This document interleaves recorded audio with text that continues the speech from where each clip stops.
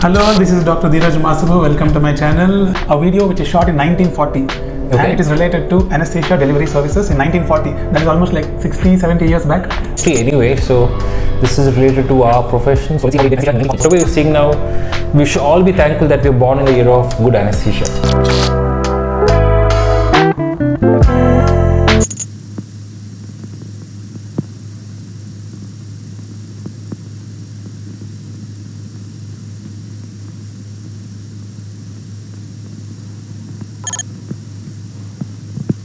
Too great a concentration of ether vapor produces laryngeal spasm. If the warning sound of stridor is ignored, the glottis will close completely and breathing will stop. It's a waste of time to continue pouring on the ether as the patient is taking none in. Keep the mask right away and wait for the spasm to pass off.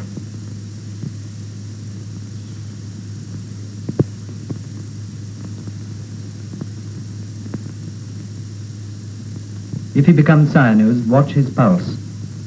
Fortunately, breathing usually returns before the heart is affected. If the pulse weakens, you've got to get air into him somehow, by mouth-to-mouth insufflation if there's no other way.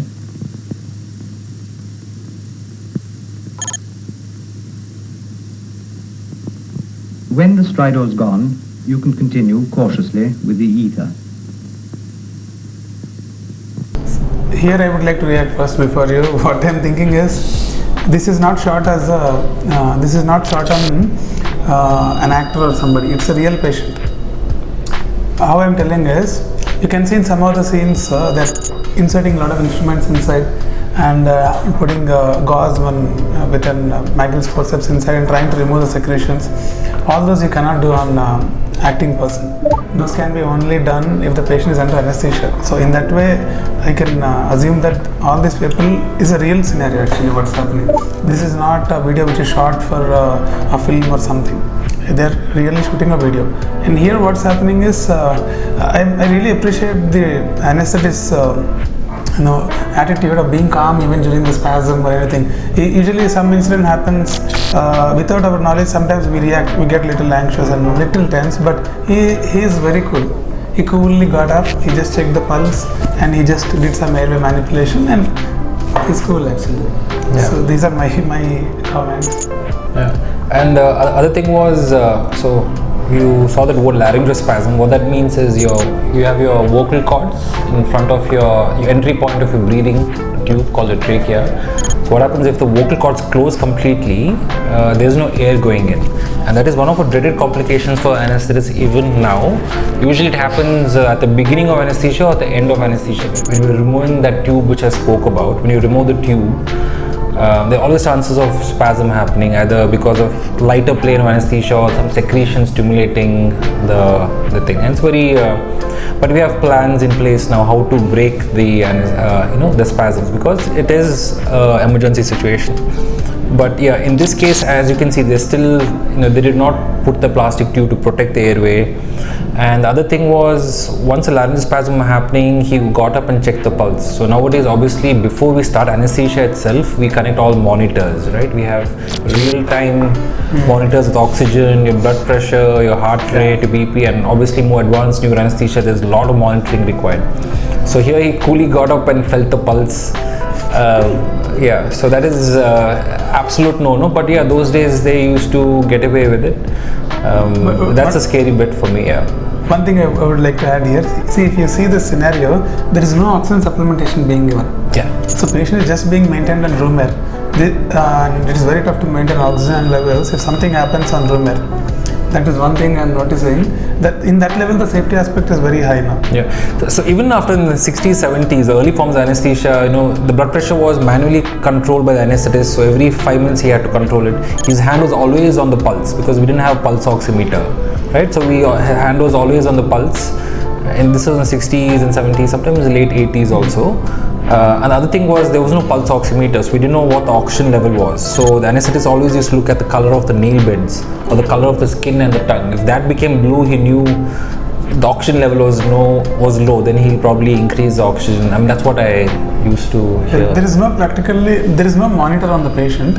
and there is no oxygen being given. Yeah. So I can surely say that the safety level has like drastically changed now. True, yeah, absolutely. Good monitoring and advanced airway devices and medications, and these three have really advanced from what you see now. Yeah.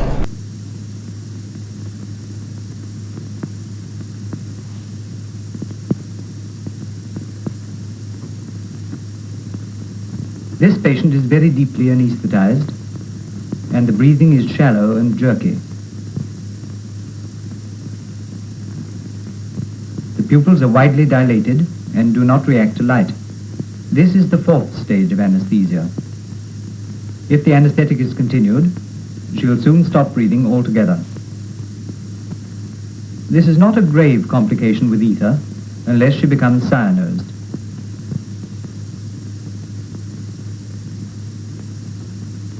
The pulse is strong and steady, and the heart will continue to beat until the effects of anoxemia are felt. If she does become cyanosed, you must perform artificial respiration.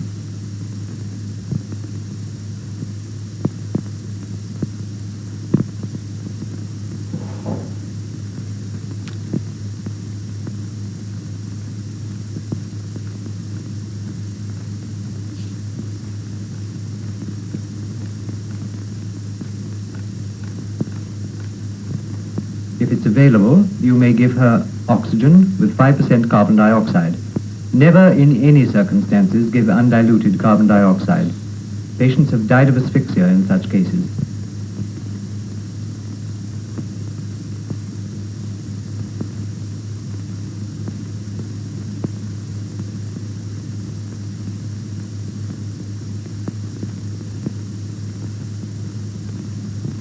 When the pupils have contracted down,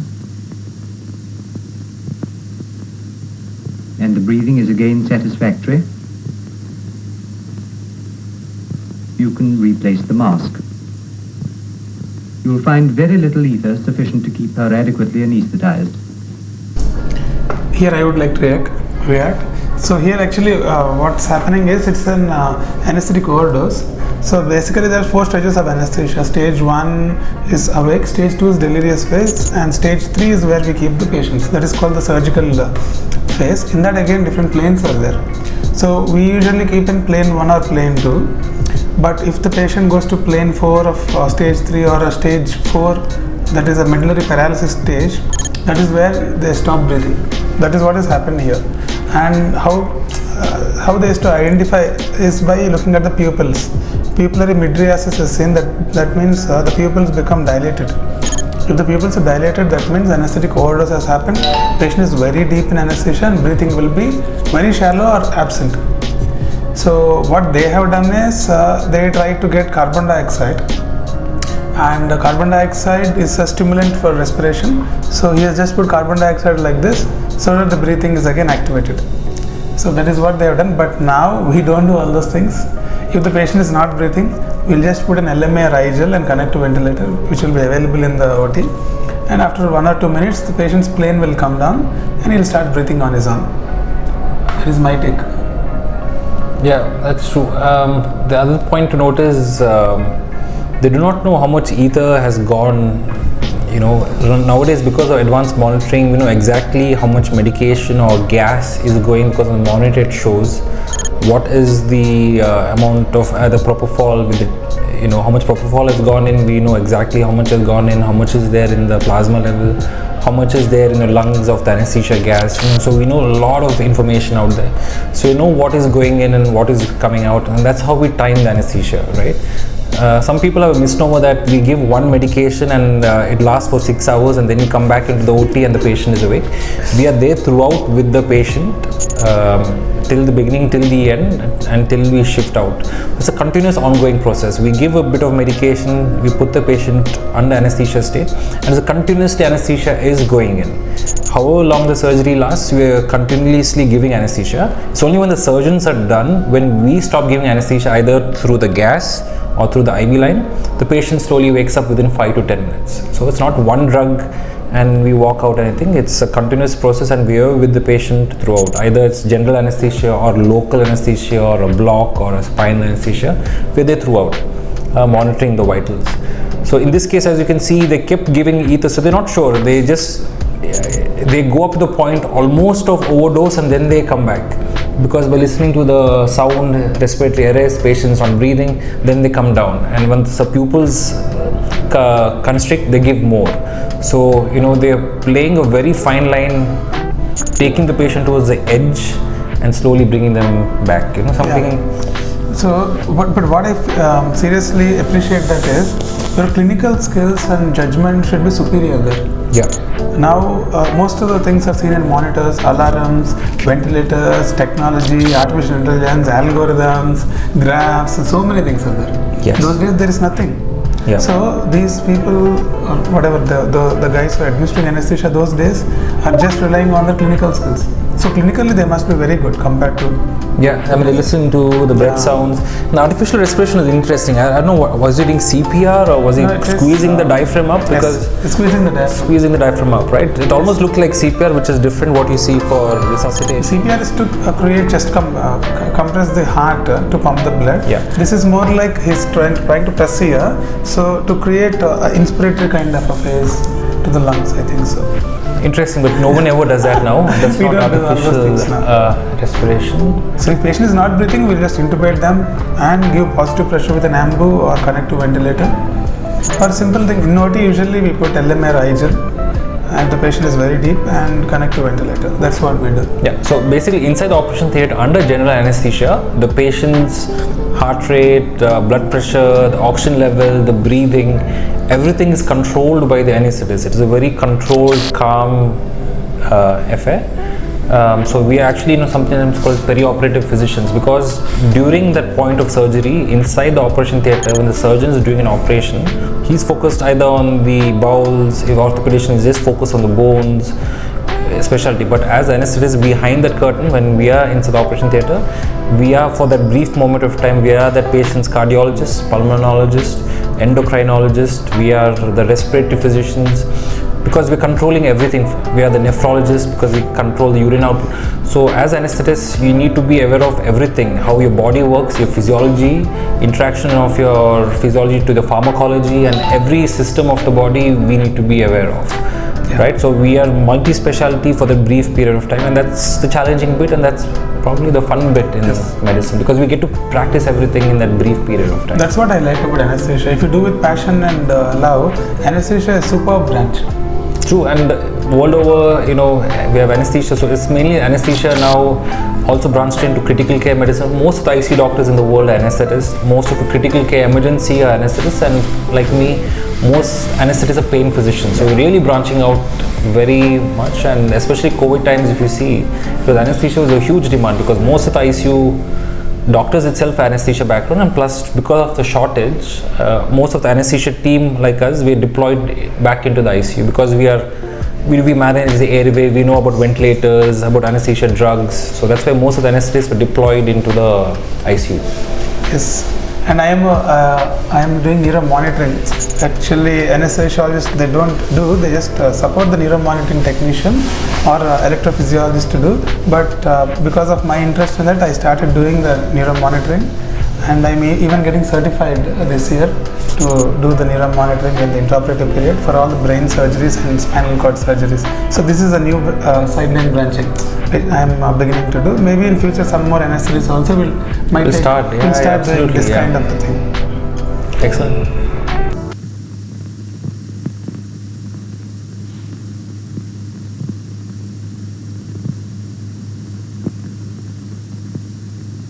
This patient is in light anesthesia with the eyes moving. The anesthesia is too light for the degree of surgical stimulus, and stridor develops. The operation must be stopped until the stridor is passed off and anesthesia has been deepened. If you allow the stridor to persist, you will find it very difficult to get good muscular relaxation. When the breathing is quiet and regular, and the eyes are fixed and central, the surgeon can continue.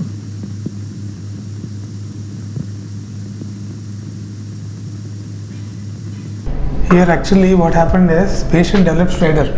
So that is some kind of a sound which is generated during the breathing of the patient. So that usually comes when the patient is in light up lane. And when the surgery is happening, there is a surgical stimuli in the form of pain, and patient is in light up lane, so the vocal cords will go into some kind of partial laryngospasm and stridor will be generated. So there, usually what I do is, this is not a recommendation or a medical advice, this is just for educational purpose I am telling. So what I do is, many of the guys, whenever there is a stridor, they try to wake up the patient, get the patient more lightened. But what I do is, I'll try to deepen them more. So that's what I do, give more propofol during that time. And that too when we are doing cases under sedation like endoscopy, or sometimes we do some small brain surgeries like burr hole and evacuation also during sedation. So in those kind of situations, I commonly face this stridor. So you have to deepen the plane, and once you deepen, the stridor will decrease. So that is what but I don't recommend that. You can follow your own practice. Yeah, so yeah, inspiratory stridor, it does. We are always prepared for it, even now. So what he said was lighter plane of anesthesia. So we nowadays, because of advanced monitoring, we know exactly what depth of anesthesia the patient is in. So usually lighter plane of anesthesia happens when surgery is over and we sort of cutting down the anesthesia. They come slowly coming at a lighter plane, and during that point, if there's any stimulation of the airway or by the surgeon, because of the lighter plane of anesthesia, your body response is to sort of shut down your vocal cords, right? They make it close, and that's why the sound happens. That is a stridor. And usually, sometimes even a small surgery, especially for women, if it is a cervical surgery or any uterus, putting a probe into the uterus, for men, any testicular surgeries, etc. Small surgeries. Suddenly, if they sort of pull those things, there's something called a vagal response. So a surgery as simple as small bladder evacuation or any sort of uterine biopsies or hysteroscopy, sometimes even they can cause spasm, not because of the pain or anything, it's just a vagal response. So like Dr. Dheeraj said, yes, some of the main algorithm is to deepen the plane, because that means the patient is in lighter plane. We really have to deepen the plane, and we also give a bit of paralysis. We give more muscle relaxants to relax the cords or increase pain relief, etc. Basically deepen the plane as much as possible. So we always sort of aware during anesthesia, giving anesthesia and coming out of anesthesia. These are the critical phases for anesthetists. Okay. So that's it for today. Thank you, Dr. Roshan, for coming into our channel and giving your beautiful and good reaction. This is more of education plus entertainment, and all the anesthesiologists and I think general public also should see this video. Yeah, I mean, definitely medical students, it's always nice to appreciate where we come from. We're not sort of discrediting. Obviously, ether anesthesia has its drawbacks, but millions of lives are also saved during that time, because those days it was either ether anesthesia or no anesthesia at all. Yes. So we've learned a lot from what our predecessors did, and we have taken it forward and progressed to currently, and our future generations will take what we learned and take it forward also. And one thing is, in the future, maybe AI and robots also might come. So when anesthesiologists are working with those kind of stuff, they might feel our reaction as very old and they might discredit whatever we spoke now. So it's always advancing, which is good, betterment of mankind. But a lot of AI is happening now in surgical side, medical record keeping, blockchain technology is happening big time. So it'll be interesting to see how AI and robotics will enter the field of anesthesia. So would robots be doing anesthesia in the future, and we'll just be old retired guys just looking other things? Who knows, future. This I will do a video. Can robots replace anesthesiologists or not? I'll tell the answer to you. Follow the video, follow my channel, and I will do that video in future. Thank you, Dr. Roshan, again. Thank you. As usual, Dr. Dheeraj Masapu logging off. You have to do like that. Not like that. I'll show you.